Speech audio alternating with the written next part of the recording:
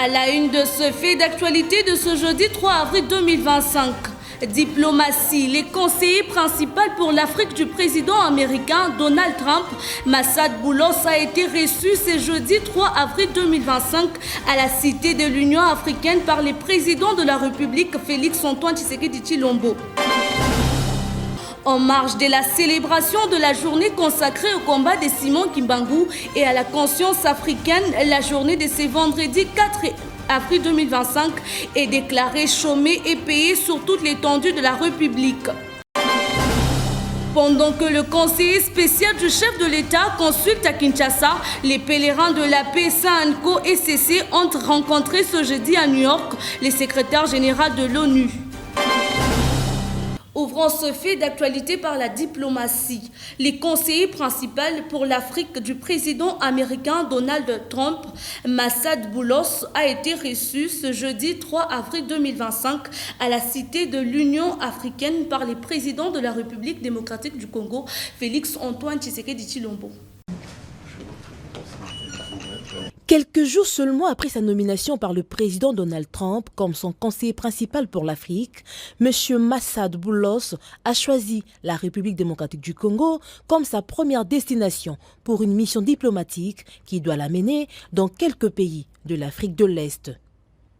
Accompagné de Mme Corinna Sanders, secrétaire d'État adjointe pour les affaires africaines, et de M. Dan Dunham, directeur du Conseil national de sécurité pour l'Afrique, le conseiller principal du président américain a eu une longue et fructueuse discussion avec le président Félix-Antoine Tshisekedi Tshilombo. Au menu de leurs échanges, les perspectives économiques entre les USA et la RDC et évidemment la sécurité. S'exprimant devant la presse présidentielle en français, le conseiller principal pour l'Afrique du président Trump a été très clair et pragmatique sur les deux sujets. La RDC et les USA sont déterminés à redynamiser leur coopération stratégique mutuellement avantageuse. J'ai apprécié l'opportunité de rencontrer le président Tshisekedi aujourd'hui. Nous avons abordé plusieurs sujets, notamment le développement des relations commerciales entre les États-Unis et la RDC. Vous avez entendu parler d'un accord sur les minéraux. Nous avons pris connaissance de la proposition de la RDC et je suis heureux d'annoncer que le président et moi avons convenu d'une voie à suivre pour son élaboration. Je me réjouis de collaborer avec le président et son équipe pour établir une relation plus profonde qui profite le peuple congolais et le peuple américain. Stimuler les investissements du secteur privé américain en RDC, notamment dans le secteur minier, est un objectif commun qui contribue à la prospérité de nos deux pays. Bien sûr, nous avons besoin d'un environnement plus propice aux affaires pour atteindre cet objectif. Soyez assurés que les entreprises américaines opèrent en toute transparence et stimuleront les économies locales. Il s'agit d'investissements de plusieurs milliards de dollars. Il s'agit d'emplois de dizaines de milliers de personnes. Il s'agit de transferts de connaissances. Il s'agit d'investissements dans l'infrastructure du pays, mais il ne peut y avoir de prospérité économique sans sécurité. Donc, nous avons également discuté du conflit de l'Est de la RDC. Les États-Unis restent déterminés à soutenir la fin du conflit dans l'Est et nous discutons des prochaines étapes avec nos partenaires congolais. Nous souhaitons une paix durable qui affirme l'intégrité territoriale de la RDC et la souveraineté de la RDC et jette les bases d'une économie régionale florissante. Cette relation présente un grand potentiel et nous apprécions l'occasion de discuter de la voie à suivre avec nos homologues ici à Kinshasa. Un engagement clair des USA aux côtés de la RDC et le soutien au processus régional peut faire cesser la guerre injuste, croit-on savoir. Après Kinshasa, Massad Boulos passera par Kolwezi avant de poursuivre sa tournée dans quelques pays de l'Afrique de l'Est. Un communiqué officiel dans ce fait d'actualité. Numéro 002-cabinet-EAN-EAN-JDO-04-2025.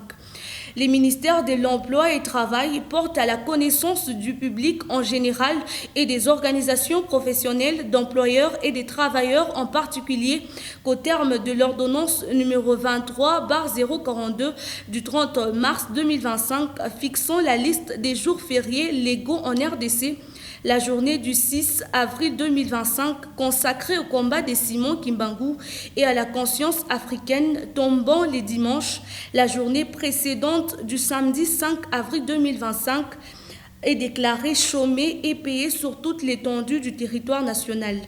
S'agissant des services publics, la journée du vendredi 4 avril 2025 est déclarée chômée et payée conformément à l'article 1er du décret numéro 24/09 du 17 février 2025 portant règlement d'administration relatif à la discipline, fait à Kin le 1er avril 2025. Ephraim Akwakwa. Chose dans ce fait d'actualité. Débuté le 24 mars 2025, les consultations nationales en vue de la formation d'un gouvernement d'union nationale, plusieurs personnalités ont été reçues par les conseillers spéciaux du chef de l'État en matière de sécurité, Désiré Kasmir et Bérond, 12 jours après la vraie opposition toujours absente. C'est un regard des faits de Joseph Tchibangouté 8. Les consultations politiques initiées par le chef de l'État, Félix Antoine Tshisekedi Tshilombo, et dont son conseiller spécial en matière de sécurité, a amorcé les concertations depuis le 24 mars 2025. C'est un ballet politique qui sévit à Kinshasa. Gouverneurs des provinces, notabilités de l'Union sacrée, défilent les uns après les autres et font savoir leurs propositions. 12 jours après, l'opposition politique n'adhère toujours pas à ces schémas de Hébéronde. 3 blocs se dessinent. L'opposition républicaine, accusée d'être proche du pouvoir, avec à la tête Constant Moutamba, Néné Nkoulou, ont été consultés. Les blocs de Moïse Katumbi, d'Élysée Sanga, Matata Pogno, ainsi que le PPRD se radicalisent et préfèrent le schéma de la CNCO et de l'ECC. Les blocs de Jamar Kabound, qui crient déjà au fiasco et au débauchage afin de crédibiliser ces concertations. Pendant ces temps, les duels religieux CNCO-SCC restent à fond sur la question. L'aile de Dodo Kamba a été également consultée. Dans la foulée, Luzolo Bambilesa, ancien conseiller spécial de l'ancien chef de l'État Joseph Kabila Kabange en matière de lutte contre la corruption et ancien ministre de la Justice, a été également consulté. L'homme préconise la justice traditionnelle et la lutte contre la corruption pour la sortie des crises. La situation est donc complexe, déjà que les processus de Luanda s'apparentent jusqu'ici comme un véritable mort-né encore dans sa couveuse. En attendant, Doha ne lâche pas. L'émir du Qatar affiche en grand caractère le rendez-vous ultime de ce 9 avril entre Kinshasa et les mouvements du M23 AFC. Une rencontre préparatoire visant à aboutir à des négociations directes autour de la crise sécuritaire devenue alarmante dans l'est de la République démocratique du Congo. Nous y reviendrons. Toujours consultation. Pendant que le conseiller spécial du chef de l'État consulte à Kinshasa, les pèlerins de la paix, CNCO et SCC ont franchi des caps diplomatiques importants. Ce jeudi, ils ont rencontré le secrétaire général de l'ONU, Antonio Guterres. Les duels CNCO et SCC a présenté les pactes pour la paix. Ces dialogues ouvrent la voie à des discussions constructives sur la situation actuelle en République démocratique du Congo et la contribution des partenaires internationaux pour promouvoir la paix et la stabilité dans la région. Prenons le large dans ce fait d'actualité. La province du Haut-Katanga s'apprête à prendre part à la foire de Ndola en juin prochain afin de réitérer la bonne image de la République démocratique du Congo à cette rencontre à la fois économique et touristique Madame la ministre provinciale de l'économie, Lorraine Lusamba Kazadi, a présidé une réunion préparatoire. Réitérer l'exploit habituel de l'image de la RDC dans ces différents secteurs de la vie à la Foire internationale d'Ndola, tel est le mobile de cette rencontre qu'a présidé ce mercredi 2 avril 2025 la ministre provinciale de l'économie et commerce à l'intention des responsables des entreprises publiques et privées. À l'occasion, Lorraine Lusamba Kazadi a sensibilisé toutes les composantes pour que la République démocratique du Congo soit mieux représentée à cette fête foraine d'échange d'expériences, comme le précise le chef de division provinciale du commerce extérieur, Prosper Kiboko. Comme vous le savez, chaque année, la République démocratique du Congo a toujours raflé le tout premier prix mis en jeu. Alors pour y parvenir, il faut des préparations sérieuses. Et là, nous venons de recevoir des instructions fermes de la part de son Excellence Madame la Ministre pour que nous puissions préparer cela avec beaucoup plus de sérieux. Et il nous a promis tout son soutien, tout son savoir-faire pour que nous puissions réussir cette mission. Cette foire met en lumière notamment les cultures, les produits agroalimentaires et de transformation des différentes entreprises publiques et privées des différents pays. Il s'agit donc d'un rendez-vous du donner et du recevoir. Quand nous allons là-bas, non seulement nous allons présenter nos produits, nous allons présenter notre culture, mais nous aussi nous allons profiter de l'expérience des autres pour pouvoir améliorer chez nous. C'est un rendez-vous du donner et du recevoir. Sauf imprévu, la foire d'Ndola en Zambie intervient au mois de juin de chaque année.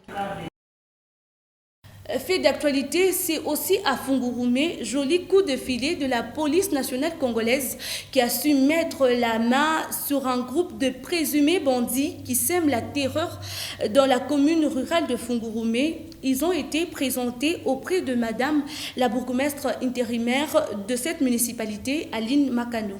C'est un résultat escompté aux efforts du bourgmestre intérimaire de la commune de Fungurume, l'honorable Aline Makano, auprès de qui les services de sécurité de sa juridiction ont présenté ces présumés criminels et leur mode opératoire. Nous avons plus ou moins 4 groupes.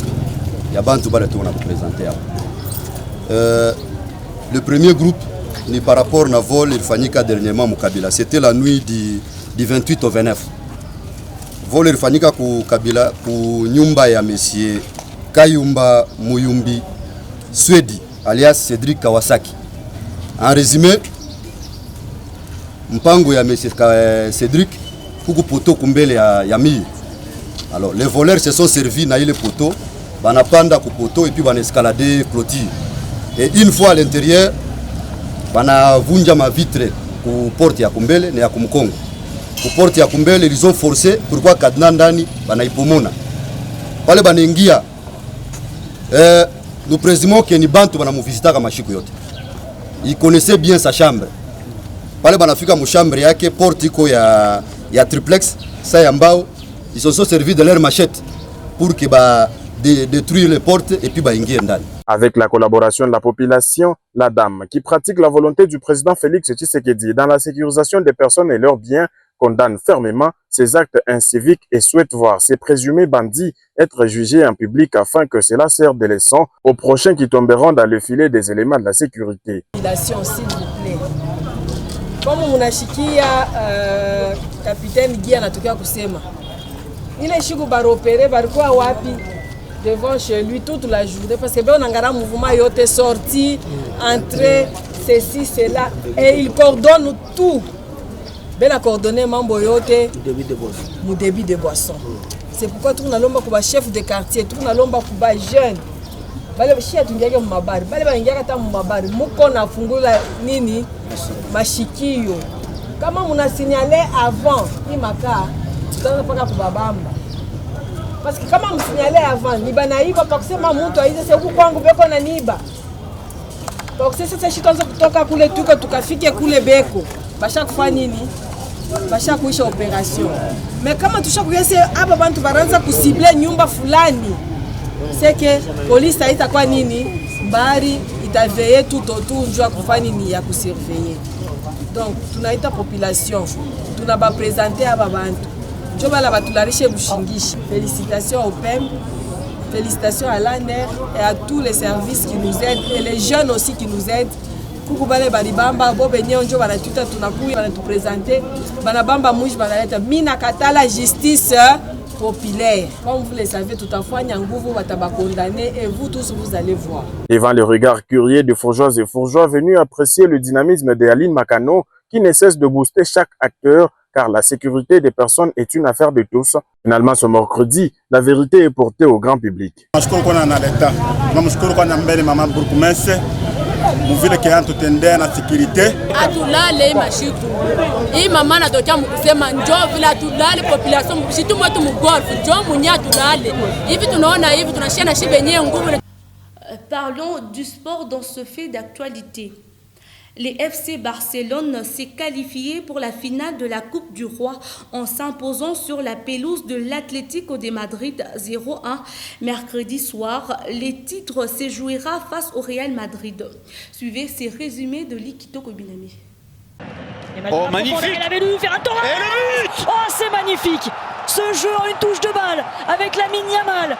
Le but de Torres, inscrit peu avant la demi-heure des Jeux, a suffi aux Catalans pour décrocher leur billet pour la finale, où ils retrouveront le Real Madrid. La rencontre décisive se jouera le 26 avril au stade Luis de la Cartuja à Séville. Porté par son prodige Lamine Yamal, 17 ans, passeur décisif pour l'attaquant espagnol Ferran Torres, unique buteur de la partie en dévançant la sortie du gardien remplaçant Yohan Musso à la 26e minute 1-0.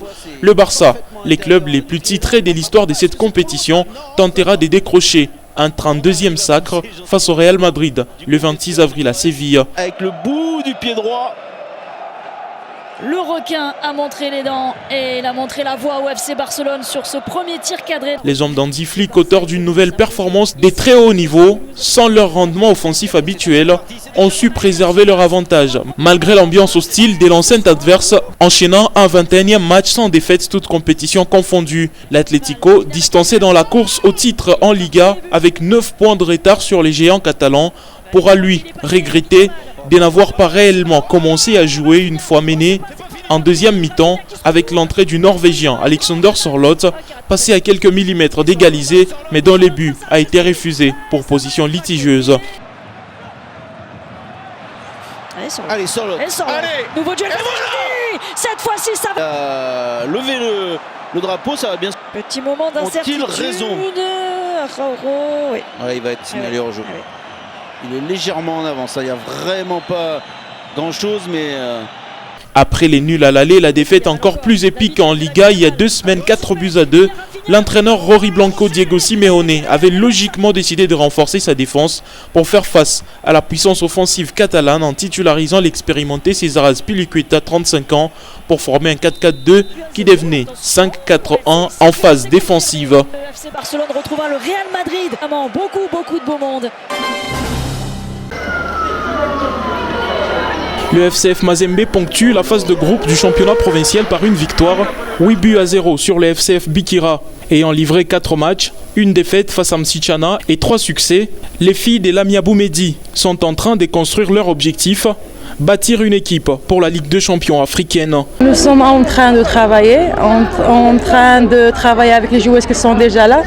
Sinon, on va continuer comme ça, on va patienter parce que notre objectif, c'est pas le championnat. L'objectif, c'est avoir une très bonne équipe lors de la Champions League. Mais tout passe par le championnat au niveau local où Mazembe fait un sans faute. Je suis satisfaite des rendements des joueuses. Parce que, comme vous le savez, on n'a pas tous les fictifs. On est en train de chercher quelques joueuses, les postes qu'il nous manquait. Donc, on a joué tout ce championnat avec quasiment 12 joueuses. C'est bien, je suis satisfaite. Face à Desampé Bikira, Sarah Lovunga et Elena sont les joueuses qui se sont plus démarquées avec un doublé chacune.